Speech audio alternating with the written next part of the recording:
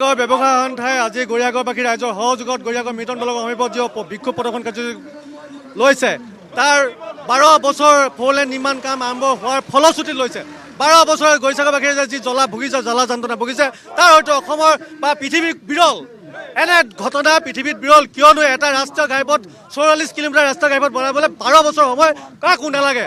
আজি যদি যোৰহাটৰ ফালৰ পৰা কোনোবা এজন যদি বাইক আৰোহী আহে গৰিয়াগড়লৈকে সোমায় গৰিয়াগড়ত তেওঁলোকৰ এনেকৈ এটা ধুনীয়া মেকআপ হৈ যায় হয়তো পৃথিৱীৰ কোনো এখন বিউটি পাৰ্লাৰত সেইটো মেকআপ কোনেও দিব নোৱাৰিব। তাৰপিছত ধূলি কাৰণে যি পানী দিয়াৰ পিছত যি 5 পৰা 10জন সেই পানীত পিছলি বাইক আৰোহী এক্সিডেণ্ট হয় তাৰ বাবে দায়িত্ব কোনে ল'ব? তাৰ বাবে দায়িত্ব কোন? দায়বদ্ধ কোন? জিলা প্ৰশাসনে দায়বদ্ধ ল'ব নে নেশ্যনেল হাইৱে অথৰিটিয়ে ল'ব নে ৰিগেল নামৰ প্ৰতিষ্ঠানটোৱে ল'ব? আমাৰ প্ৰশ্ন আজি যদি আৰু এবছৰ যদি ৰাস্তা এনেকৈ থাকে আমাৰ যি ক্ষুদ্ৰ ব্যৱসায় ঘৰৰ পৰা যি বৰ্তমান পইচা তুলি আনি ব্যৱসায় চলাই আছোঁ চব সম্পূৰ্ণভাৱে বন্ধ হৈ যাব। কিয়নো আমাৰ যি দৈনিক আমাৰ ৰটেশ্যন হয় সেই ৰটেশ্যনে আমাৰ ব্যৱসায় নচলে।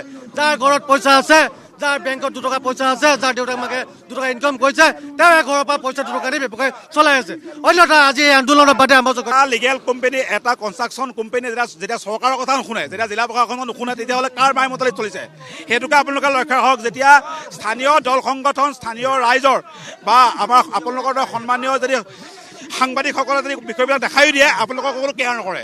এনেকুৱা এটা অৰাজক চলি আছে তাতে নিশ্চয় ইয়াৰ ওপৰ মহলত কোনোবা আছে, ইয়াৰ ওপৰত কোনোবা ডাঙৰ মাল আছে।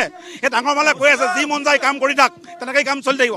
কিন্তু গৰিয়াগড়বাসী ৰাইজ তথা স্থানীয় জাল সংগঠন এনেকুৱা নহ'ব। এনেকৈ প্ৰতিবাদ ইয়াত গণবিক্ষোভ হৈছে। আমি ৰাষ্ট্ৰীয় ঘাইপথ অৱৰোধ নাই কৰা। আমি কোনো কাৰণতে আমি ইয়াত মাত্ৰ বিক্ষোভ প্ৰদৰ্শন কৰিছোঁ। আমি চৰকাৰলৈ এটা বাৰ্তা দিছোঁ যে অতি শীঘ্ৰে আমাৰ NSDCL-ৰ লগত কথা পাতি এই গৰিয়াগড় এই বৃহত্তৰ অঞ্চলৰ এই কামটো সোনকালে কৰি দিয়ক।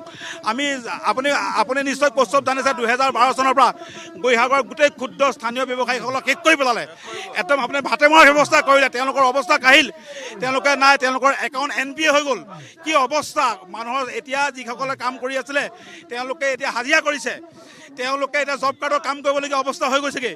কিন্তু কি কাৰণে হৈছে? চব জেগাতে কনষ্ট্ৰাকশ্যন হৈ আছে। কিন্তু গৰিয়াগড়ত কিয় ইমান দুৰ্নীতি হৈছে? ইমান দুৰ্নীতিখিনি আপোনালোকে উদঙাই দিয়াৰ পাছতো আপোনালোকে নিজে ইমান দুৰ্নীতি উদঙাই দিছে। শিলসাগৰ ব্ৰীজখন ভাগি গ'ল, কোনো চৰকাৰ নীৰৱ। আপুনি আমাৰ গণতন্ত্ৰৰ চতুৰ্থ স্তম্ভে বস্তুবিলাক দেখাই দিব পাৰে, তেওঁলোকেতো কাৰ্যত পৰিণত কৰিব নোৱাৰে। গণতন্ত্ৰৰ চতুৰ্থ স্তম্ভক সন্মান জনোৱা নাই। ইয়াৰ কাৰণে বৃহত্তৰ কোন আছে? কেন্দ্ৰীয় চৰকাৰ নে ৰাজ্যৰ চৰকাৰ নে জিলা প্ৰশাসন নে কি?